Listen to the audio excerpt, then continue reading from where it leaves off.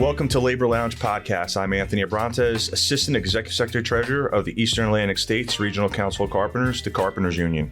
And I'm Cyndie Williams, Executive Director of the CCT. Together as your co-hosts, we'll explore the world of organized labor, bringing you behind-the-scenes stories and insights from inspiring union leaders, dedicated partners, and community change makers. In each episode, we dive into authentic conversation to uncover what unions are really about beyond the headlines and the myths. Whether you're new to the movement or a union ally, our conversation, showcasing diverse voices and real-life stories, will explore union hurdles, triumphs, labor's rich history, its role in workforce development, all while shedding light on how unions create lasting change and foster economic growth and creating generational wealth. Join us as we build a broader coalition, elevate future generations, and showcase how unions contribute to creating a positive cultural legacy.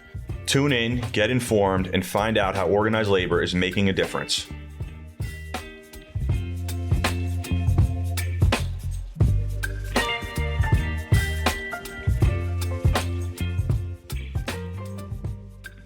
Cyndie, Joe is the Chief Executive Officer and Chairman of the Board for Joseph Jingoli and Sons, Chairman of DCO Energy, and owner and investor in many family companies covering all facets of the construction industry and energy-related industries. In addition, Joe is a partner at the Hard Rock Hotel and Casino in Atlantic City. Joe has more than 4 decades of expertise in construction, project, and energy management. He has a reputation throughout the construction industry and energy industries for his unique ability to use innovative strategies to bring projects to fruition. He's a friend of labor and all his jobs utilize union members. Joe is also focused on education, service, job training, and mentorship, which has resulted in the development and implementation of highly sought-after JINGOLI Competitive Edge programs. The programs have touched and improved the lives of thousands of young people and adults, leading them into successful careers in the construction trades. Joe has also been an advocate for addiction-related causes, serving as chairman of the F.A.R.M team, and he is a member of the board of Livengrin Foundation and Addiction Treatment Center. So let's welcome a great friend of labor, great supporter of labor, Joseph Jingoli, to our program. Thanks for being here, Joe. We really do appreciate what you've done for the industry, not only on the construction side, but really how impactful you've been for the community itself. Extremely important to us. As mentioned, Joe, I'm very excited to be here with you today and really looking forward to the next 30 minutes. So, I'm just going to get right to the questions and we'll take it as it comes. So talk to me about the types of projects that JINGOLI companies are working on presently. Of all the different sectors, healthcare, utilities, education, tell me a little bit about some of the maps that you cover. Sure. So we'll kind of go division by division. Our general construction company works very closely with DevCo, who's also a big supporter in organized labor. And we're building approximately $1.5 billion worth of buildings for him, the Jack and Cheryl Morris Cancer Institute of New Jersey. We're building the Helix, which will be an innovation hub. DevCo is the developer, and it's going to be the place where they're going to discover new treatments for all sorts of things. And then there's the Helix 3 that we'll be working on. Each of these buildings are $600-700 million in New Brunswick. And they're, on time, on budget, knock on wood, safe. So that's our GC group. We then have JINGOLI Nuclear, and we're solely focused right now in that division. With Energy Solutions, we own a third, they own 2/3 of 3 Mile Island.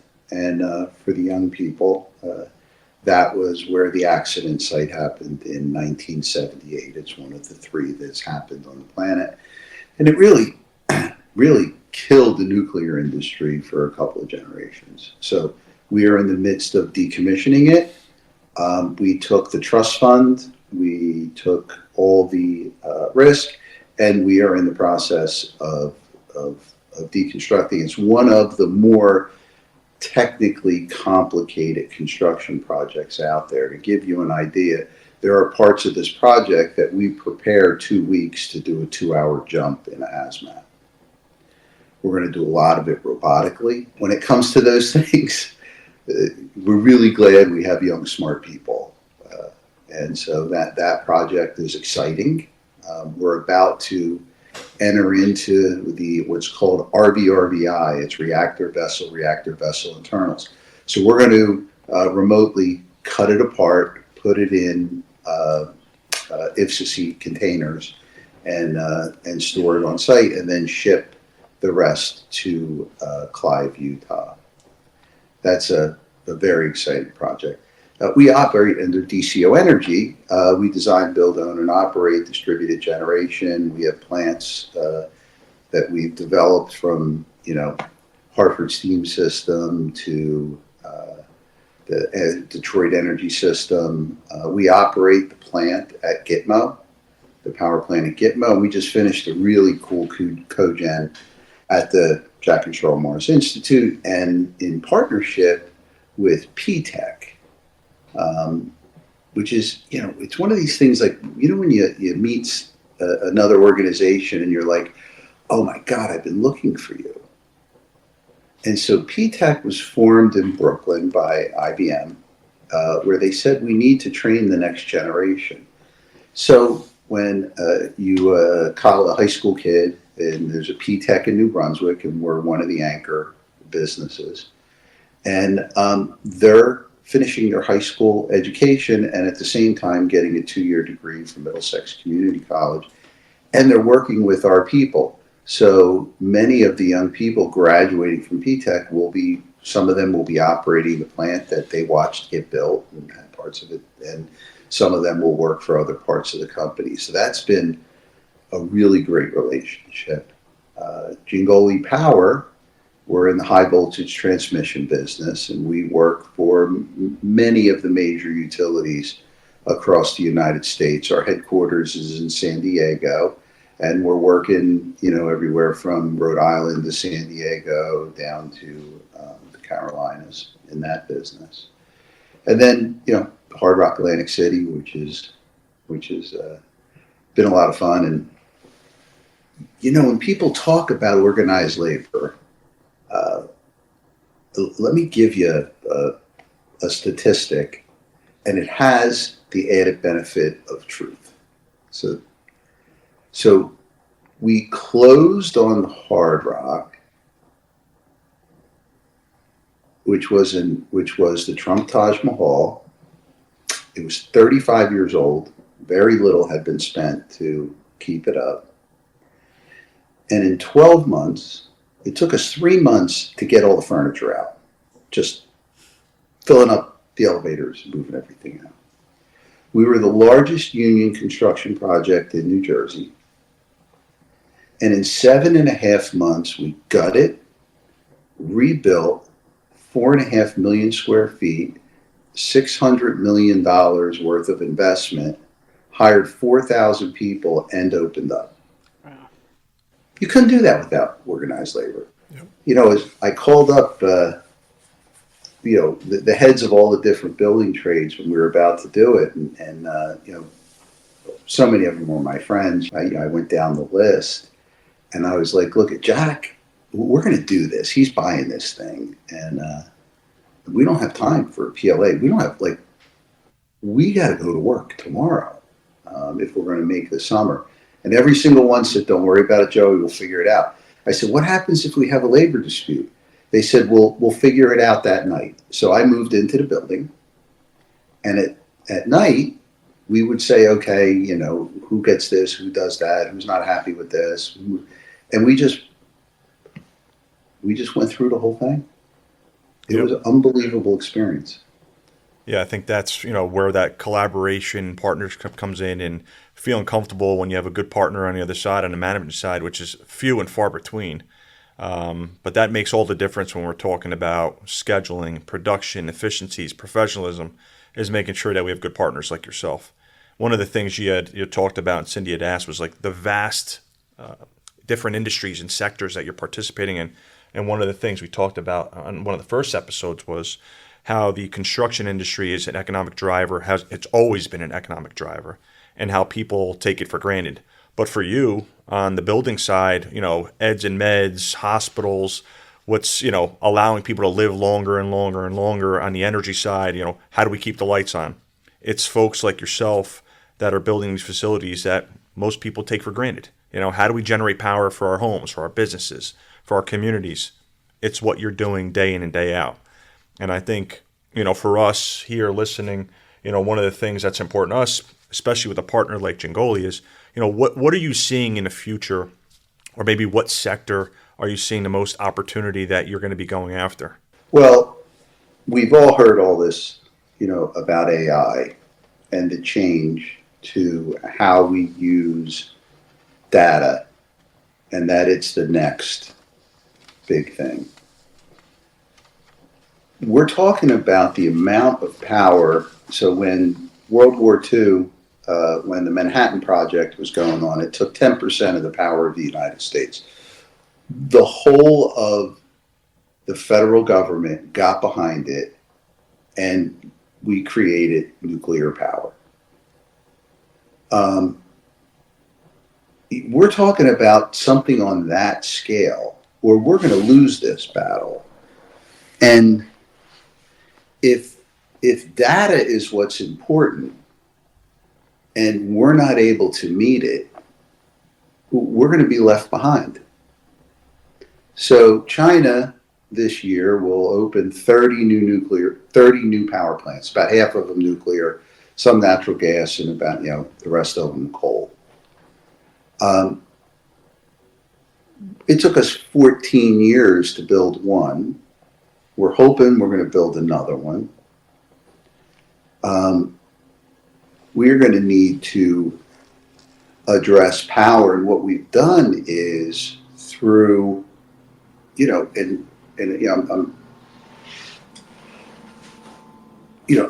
through our, fear of what we're doing to the environment, without allowing financial engineering or technical engineering and just driving social engineering, what we've done is constrained ourselves on the supply side while demand is going to go through the roof. And that has to be addressed, and there's going to be a lot of pain coming, and we're starting to feel it in our energy rates. And that's going to get worse. And that's all a constraint of generation. So, we're looking very, very closely at that. We're in that business. So, especially New Jersey has got themselves in a pickle here as a result.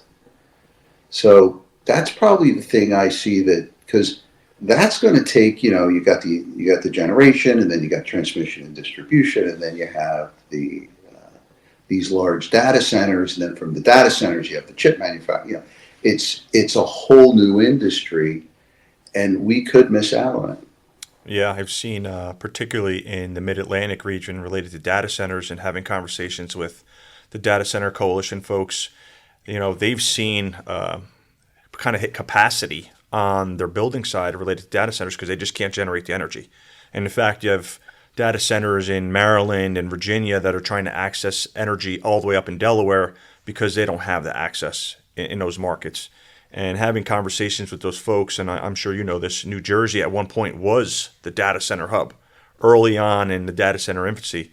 And I know there's an appetite to bring that back here, but I think we need to address the energy supply initiative first before we start building again. Oh, absolutely.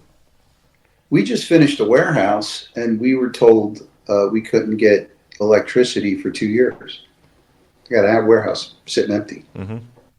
Even the transmission lines communicating from state to state is an issue too, right? And just trying to capture that energy from state to state, or allow the flow in between, is an issue, right? And so you can make all the energy you want, but if you don't have the agreement to transfer it, some of this energy I read on the West Coast is a major problem. They're producing it and have nowhere to go with it because they don't have interstate agreements. So, that said, how do your renewable energy goals fit into your company's profiles, and how do these projects also include union workforces?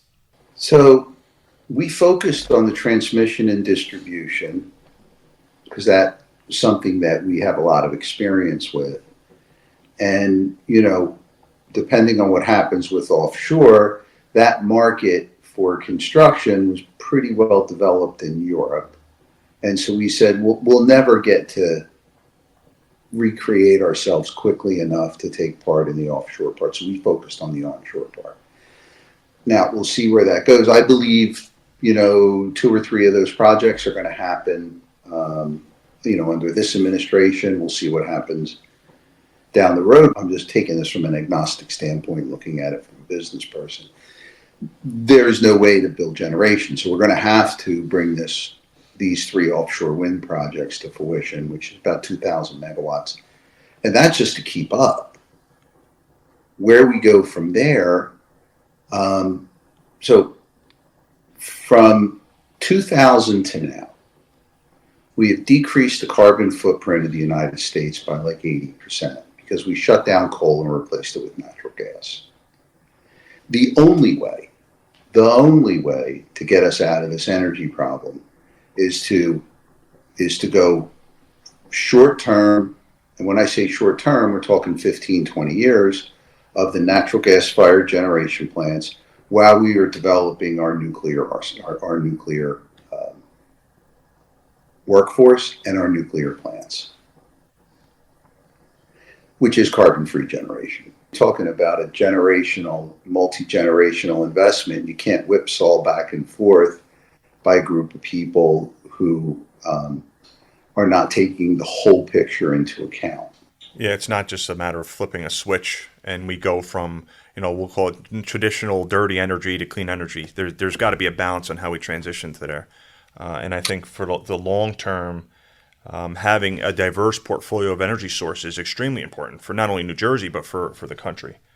Yeah, I mean, we're not, we don't do much, but the solar on hot summer days, that works. That knocks the edge off. I think I was talking to Exelon folks, and I think they had in PJM, in the middle of the summer, they had something like 900 megawatts of solar. That's a lot.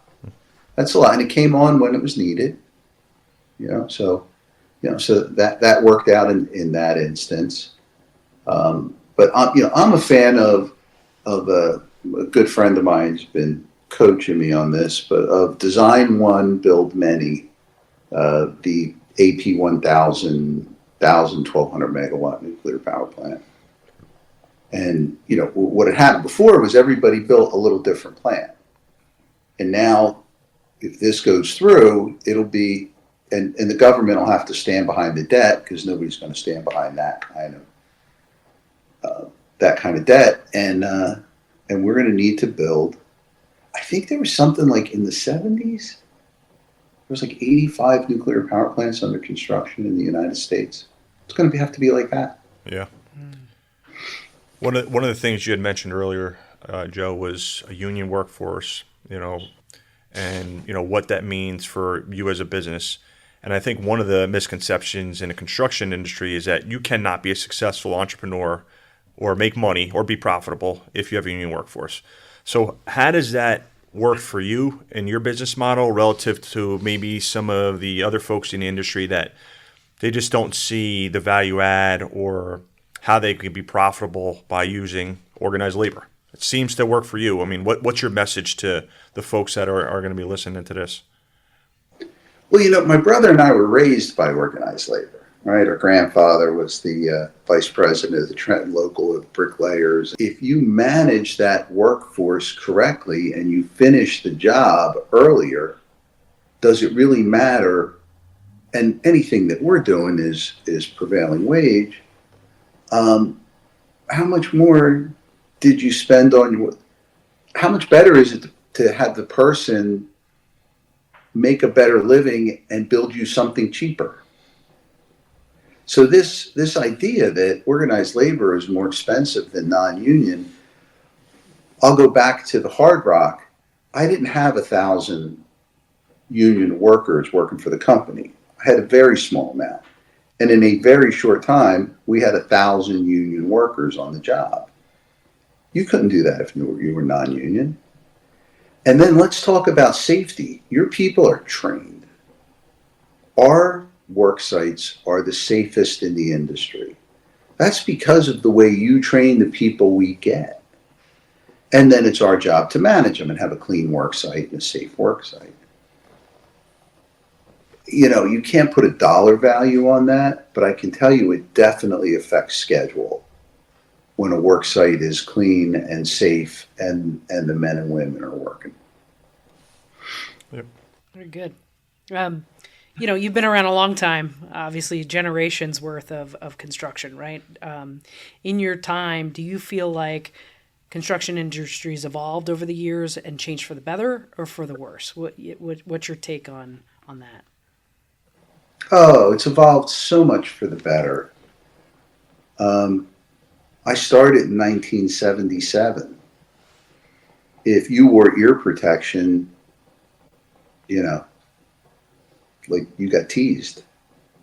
I was an operating engineer. If you wore your seatbelt, you know, there were stories that it was better not to. You could jump off. I came at a time when at lunch there was a case of beer. Things that we would never even think of.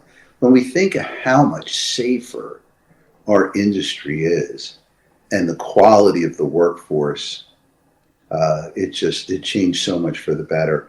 And then if we fast forward to the last 15, 20 years, this is you guys coming along into leadership, that we have reached out into communities that really felt like, they felt like it and it was true. They were overlooked. And that we've reached into those communities and now, you call a hall and you have a much more diverse workforce, which is really important that your workforce looks like the community you're working in. One of the things where, we're working really hard and I really commend the carpenters on Sisters in the Brotherhood. We were looking at our work hours on one of our jobs and there was 1% of women with hard hats. And we work at this. So that's something that I think we got to dig deeper into. We ran a class for returning citizens who were women, and we provided money for childcare. And so, it gave us like ways to think out of the box. Now, our industry has changed so much for the better. Just go on a work site, how clean they are, the way people work with each other, the way we treat each other on a job site. Big deal. One of the things you had mentioned was, I guess what the industry used to look like, particularly for, communities that did look like, they were overlooked. And I know, yes, the carpenters have done a great job in making sure that we represent all the communities that we serve and that our membership looks like the communities that we serve. But where I see, not the union side, but where I see the non-union falling short, and I think this is where we do a great job between labor and management, is both the labor organizations and management understand the importance of creating socioeconomic opportunities for everybody, regardless of where you came from.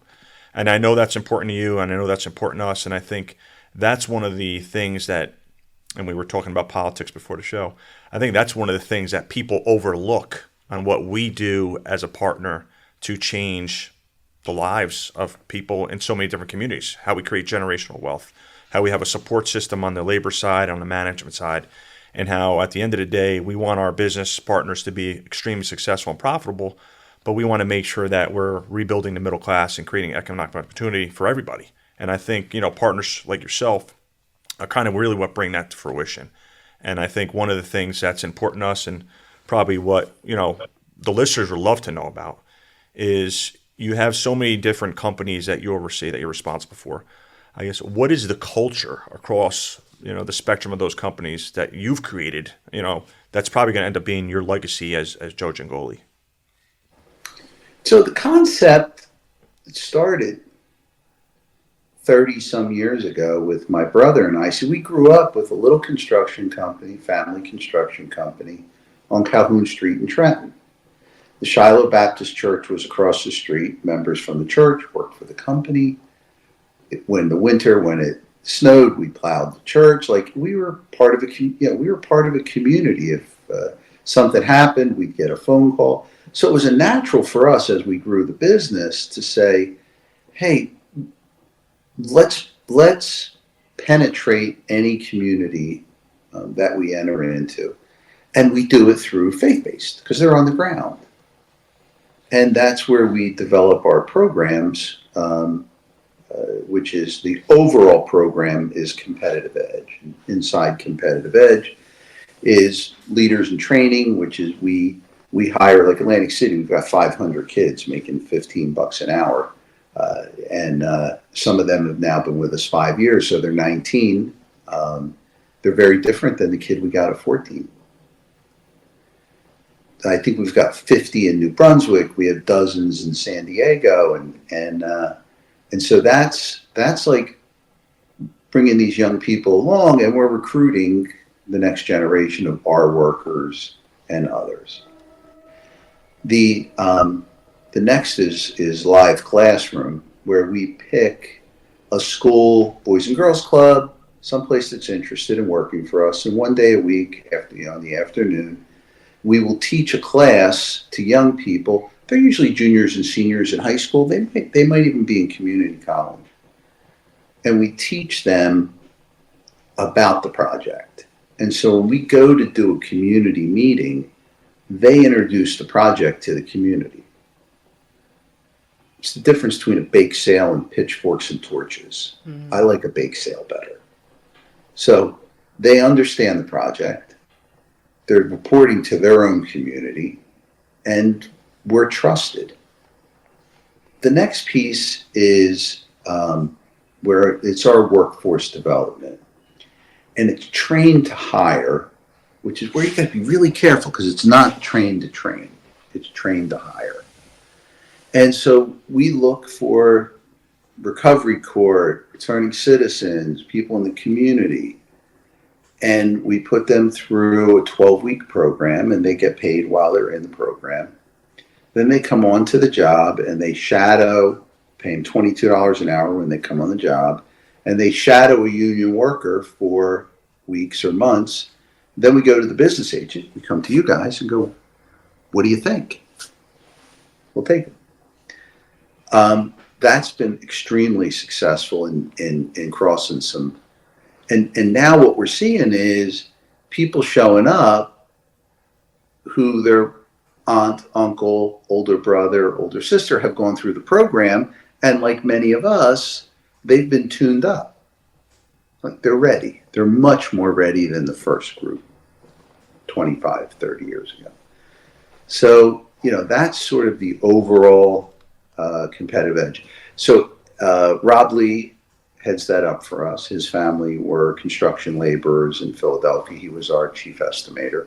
And he stepped aside. He's also the city council president alongside. So Rob Lee stepped aside from a really solid job in the company to do this with me 15, 16 years ago. And so we kind of get brought in. There are some customers that hire us because of this. So one of the things that we say is, if you can take social responsibility and make it a currency, how we trade with each other, if social responsibility is part of that, then it's sustainable. You don't have to believe in it. You're going to do it because it's good business. So we did that with safety. When I grew up in the industry in the 70s and 80s were better, but the 70s, it was dangerous. That all changed because the utilities, the pharmaceuticals, the government all said that, they gave it a modifier number and they put a value on safety. And if you're, above a 1, you can't work here. So they turned safety into a currency. So schedule's a currency, cost is a currency. And they turned safety into a currency.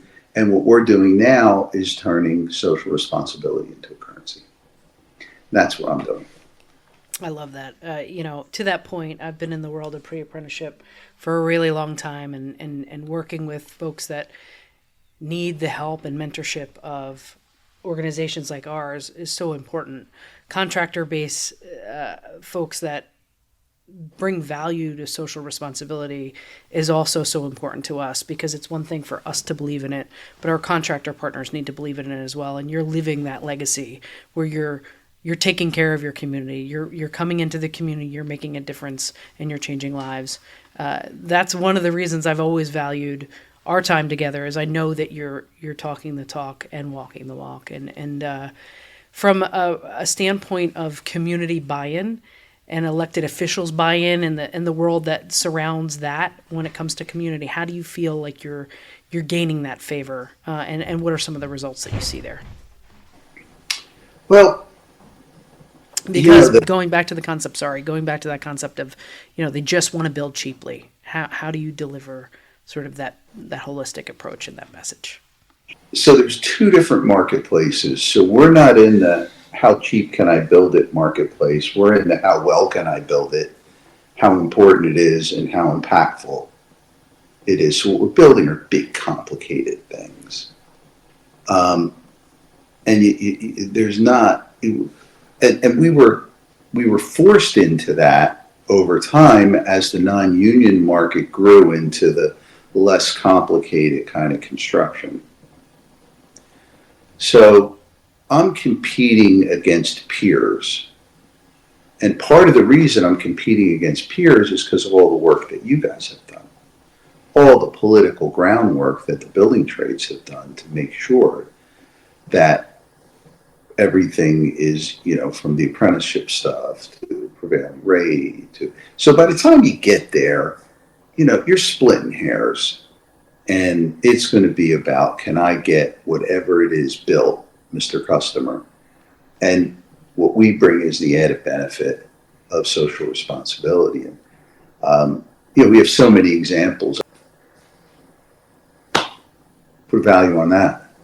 So, one of the important things, and we talked about earlier, is there's been, I guess, a misconception that there's a shortage in the construction industry in terms of workers. And from what myself and Cyndie have seen and a lot of our colleagues on the union side is there's no shortage. In fact, there's an overabundance of individuals that want to get into the building trades. They want to have a livable wage. They want to have health care, the ability to retire, work safely. So we have a means of people coming in that we can't even put to work or bring into the apprentice program because we don't have the market share, to your point, to actually put those folks to work. And what is something that you would say, I guess, to somebody new to the industry that want to pursue a job in the construction and trades? What would you say to them to be an advocate for the industry and make sure that they're making the right decision? There's very few places where you can start off with a living wage and grow relatively quickly, where you can learn transferable skills. And especially for like the young people, you get to belong to something.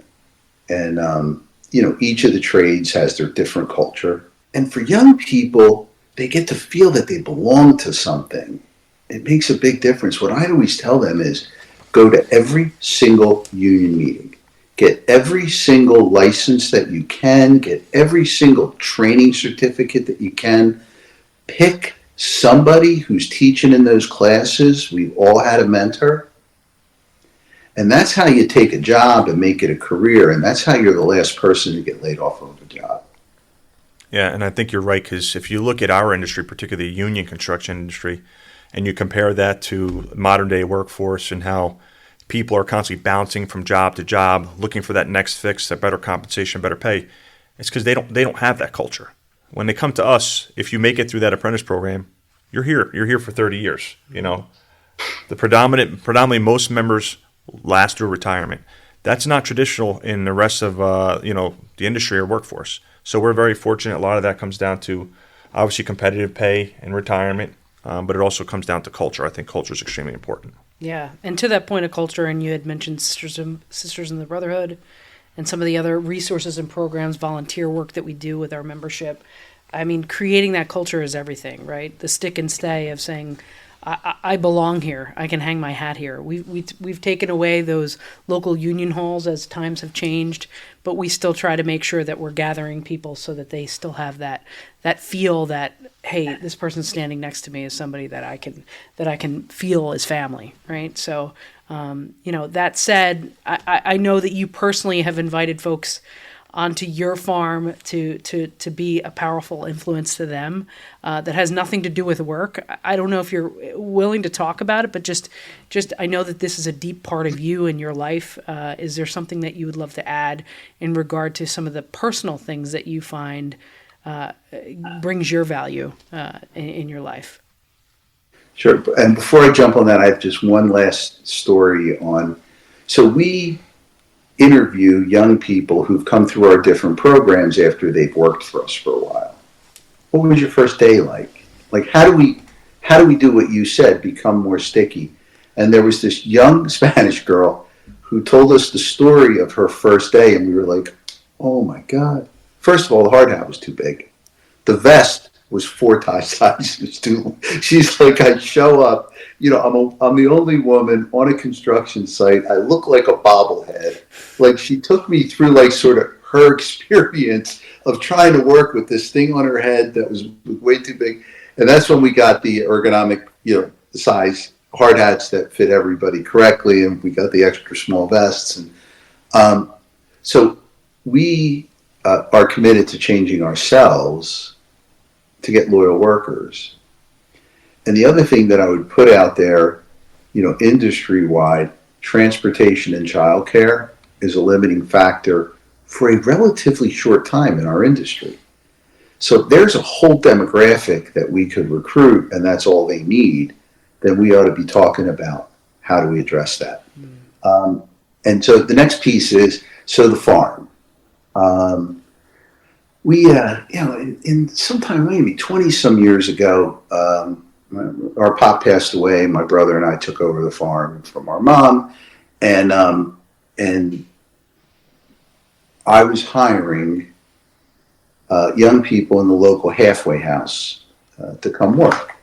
And we came up with at a time, it was like $15 an hour. I think now it's 18 or 20. And to come help me start to get the place in order. And so Nick brought Frank brought Max, and so, it grew. And what it is it's a safe environment. We are work, we're work, we're not treatment. We don't recommend, but you have to be in a 12-step program and you have to be completely abstinent. And if you're working a 12-step program and you're completely abstinent, at the end of a year or two of working at the farm, your teeth are fixed, your legal stuff is livable, and you got an old truck with new brakes. And a lot of you guys hire them, which we're really grateful for. So there's that stuff that